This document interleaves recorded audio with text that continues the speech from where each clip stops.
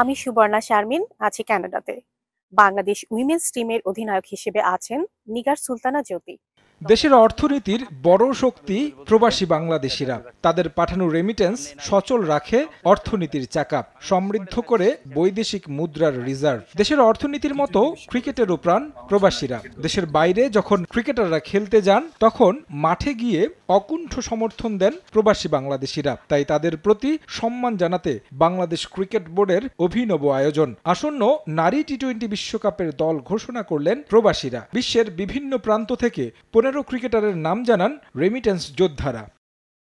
তারুণ্য নির্ভর দলে আছে বেশ কিছু পরিবর্তন। একেবারে নতুন মুখ তাজ নেহার। অভিষেকের অপেক্ষায় দিশা বিশ্বাসের সঙ্গে বিশ্বকাপ স্কোয়াডে ফিরেছেন সুবহানা মুস্তারি, ফাহিমা খাতুন ও সাথী রানী। টি-20 বিশ্বকাপ টিকিট পাননি রুমানা, রুবাইয়া, ইসমা, সাবিকুন ও শরীফা।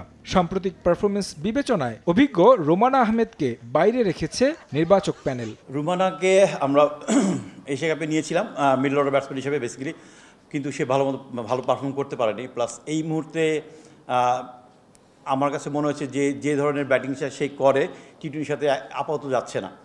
এই কারণে আমরা একটু চিন্তা ভাবনা একটু ডিফারেন্ট ওয়েতে করেছি। এখানে ওর জায়গায় একটা নতুন প্লেয়ার আসে তাজ নিহার, সে ভালো স্ট্রাইকার, তো আমার কাছে মনে হয় মিডল অর্ডারও একটা ভালো সাপোর্ট দিতে পারবে। 3 পেসার নিয়ে আরব আমিরাতে যাচ্ছে বাংলাদেশ। স্পিনে নাহিদা, ফাহিমা, রাবেয়াদের উপর আস্থা ক্রিকেট বোর্ডের। বরাবরের মতো বৈশ্বিক আসরেও চিন্তার বড় কারণ ব্যাটিং। আমাদের সামর্থ্য শতভাগ দিয়ে খেলতে পারি, আমাদের ভালো করার সুযোগ আছে।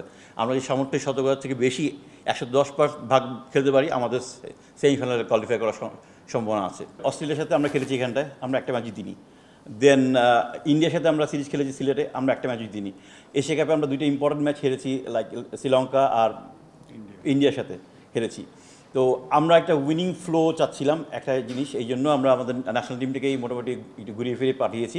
প্লাস আমার কাছে মনে হয়েছে যে এখানে প্র্যাকটিস ক্যাম্প করার থেকে আননোন অপোনেন্টের সাথে খেলাটা ওদের জন্য আরেকটু বেটার হবে এবং উইনিং টোনটায় ফিরে আসাটা খুব জরুরি আমাদের জন্য। দল নিয়ে বাড়তি প্রত্যাশা নেই বিসিবির। বাস্তবতা মেনে বিশ্বকাপ খেলতে যাবে টাইগ্রেস, তবে মিস করবে ঘরের মাঠের সুবিধা। দেশের মাটিতে বিশ্বকাপ হলে একটু ভালো কিছু হতে পারতাম ডেফিনেটলি। আমি পরিচিত কন্ডিশন, যদিও শারজার কন্ডিশন অনেকটাই সিমিলার।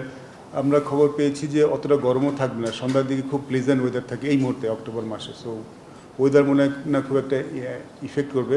আর শারজাতে প্রচুর বাঙালি থাকে, আমাদের সাপোর্টটা আমরা বেশ ভালোই পাবো। তো ওইটাও মনে হয় আমরা খুব একটা মিস করবো। বাট দেখুন, দেশের মাটিতে খেলাটা একটা অনেক বড় ব্যাপার, সেটা তো একটা ব্যাপার থাকি। বাট প্রস্তুতির কথা যদি বলেন, আমার মনে হয় আমাদের এই যে সিরিজটা আমরা টুর্নামেন্ট খেললাম এটা আমাদের অনেক কাজে দিয়েছে। ভিডিও বার্তায় 15 স্বপ্ন সারথীকে শুভেচ্ছা জানিয়েছেন জাতীয় দলের অধিনায়ক নাজমুল হোসেন শান্ত। আসন্ন আইসিসি ওমেন্স টি-20 বিশ্বকাপে বাংলাদেশ নারী দলকে অনেক অনেক শুভেচ্ছা।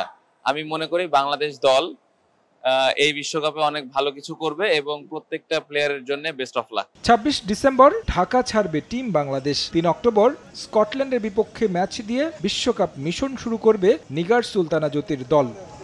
তারেক হাসান শিমুল, সময় সংবাদ, ঢাকা।